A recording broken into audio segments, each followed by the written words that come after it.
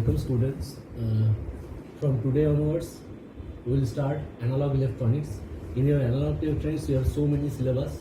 One by one, we will cover your syllabus. This in your first syllabus, you have rectifier. Then you have clipper clamper. After that, you have feedback amplifier, power amplifier, multi-stage amplifier, oscillator. You have so many things in your syllabus.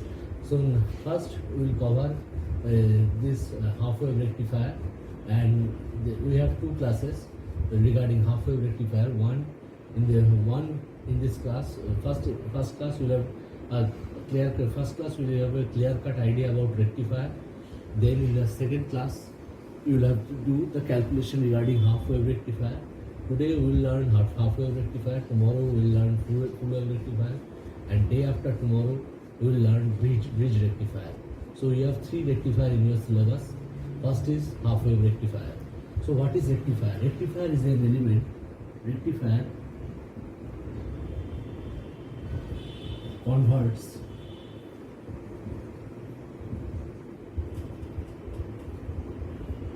AC to DC. That means you have given AC input Vm sin omega mt. It will be converted to DC. The output will be converted to DC. By when we will use the DC, when we will use AC input. Input will be AC, output will be converted to DC. So the concept is forward biasing and reverse biasing of diode. Diode has two terminals. This is diode. This is anode, this is cathode. If anode is positive, cathode is negative, it is forward bias. If anode is negative, cathode is positive, it is reverse bias. So this is forward bias, this is reverse bias, and this is forward bias anode, forward bias diode, this is reverse bias diode. This is forward bias diode, this is reverse bias diode. So this is your rectifier circuit. Let it be the input is, this is positive terminal, this is negative terminal. You know, in the sinusoidal signal, we have been, the input given is a sinusoidal signal. This is Vm sin omega t, this is Vm, this is minus Vm. This is a full sinusoidal signal. Now, how the rectifier operates. This is diode. Diode will be in forward bias. In the forward bias, diode will be like this, short circuit.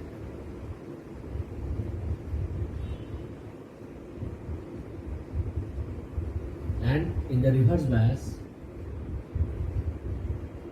diode will be open circuit. This is open. So the anode is here. Anode. This is anode. This is anode. This is cathode. So anode is positive. Cathode is negative. Anode is positive means diode is forward bias. Diode is now short circuit. The current will go through the load, and you will get the output at the load terminal, that is DC. For first half cycle, the D on, diode D is on. For first half cycle.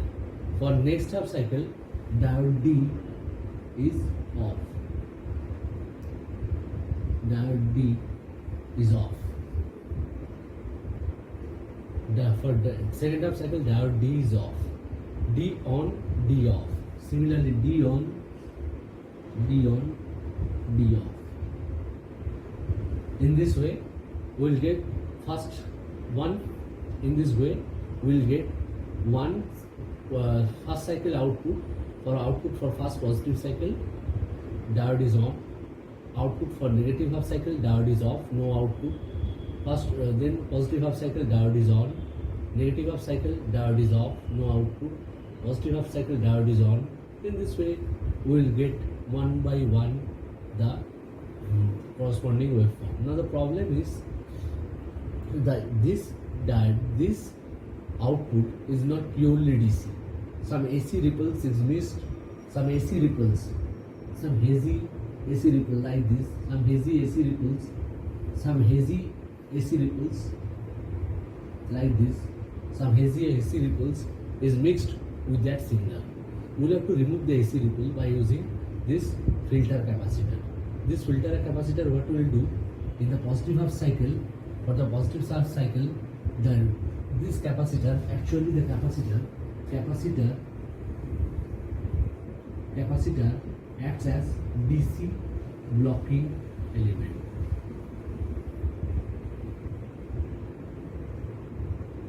High frequency capacitor acts as a DC blocking element. It will block the DC signal at high frequency. So in the first half cycle, the capacitor will charge in this when the diode is short circuit. If the diode is short circuit, this is like that. Diode is short circuit, the capacitor will be charged in the first half cycle. This is charging.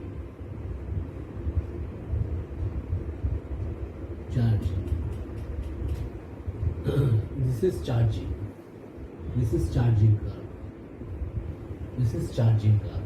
Capacitor will charge in this first half cycle. In the next half cycle, when the diode will be in reverse bias, that means diode is open circuit. The capacitor will start discharging in this path. This is discharging. Discharging.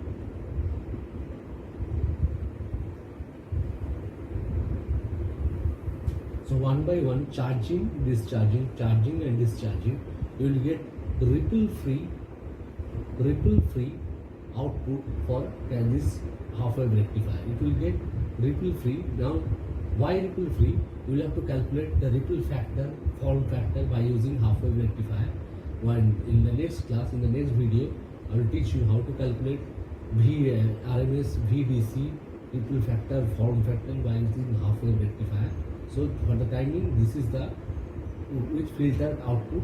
This is charging, continuous charging and discharging, charging and discharging, charging and discharging.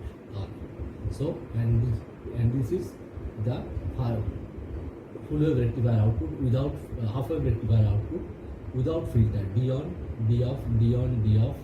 So in the first half cycle, the concept is in the positive in the forward bias diode is on, you will get the output. At the load, you will get the output. The next half cycle, when the diode is forward reverse bias, the diode will be off, diode will be open circuit. You will get no waveform because the diode is open circuit, no current is flowing here, so you will get no waveform for that. If this is the waveform when the capacitor is not present, this is the waveform, this waveform you will get if the capacitor is not present in the circuit. But if the capacitor is present, so in the first half cycle, the capacitor will be charged in this path. Then in the next half cycle, capacitor will be discharged in this discharging path. So charging, discharging, charging, discharging, it will follow this phenomenon to do the to charge and discharge the capacitor. To charge and discharge the path, and it will get ripple free output at the this is DC ripple free output. Why you will have to calculate this RMS value, average value, RMS value, ripple factor and form factor of half wave rectifier as well as the efficiency. This I've told you one thing. Due to the presence of this one diode, the efficiency will be less, and due to now, so for this reason we need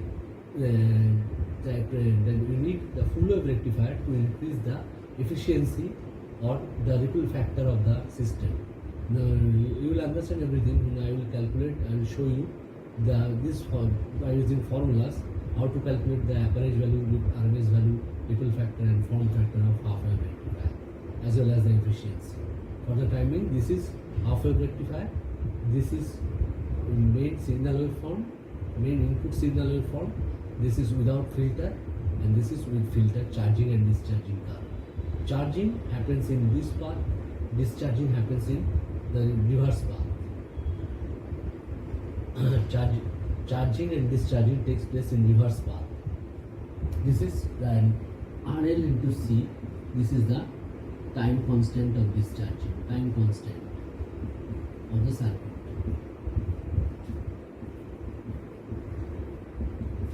That means charging happens when the diode is in forward bias. In this path, the charging, because in the high frequency capacitor acts as DC blocking element. It will block most of the DC component. So it will allow only the DC component to pass through the load. It will and the capacitor allows only the AC ripples to pass through the capacitor. Most of the DC component will go through to the load and you will get DC ripple free output at the output terminal. So capacitor will charge in this path or in this direction. Then the capacitor will then in the next half cycle, or for when the diode will be in reverse bias, this half cycle diode will be in reverse bias. When the diode will be in reverse bias, capacitor will start discharging in this discharging path. This is charging path and this is discharging path. The capacitor will start discharging through the load and we will get the discharge. This is here, this path is not present, discharging path is not present because it is output without filter. Here the discharging path is present because this is output with filter. Continuous charging, continuous charging, continuous charging, discharging, discharging, discharging. So this is your half wave rectifier with filter and without filter. Now in the shortly after this video, I will give you another video regarding the calculations of half wave rectifier.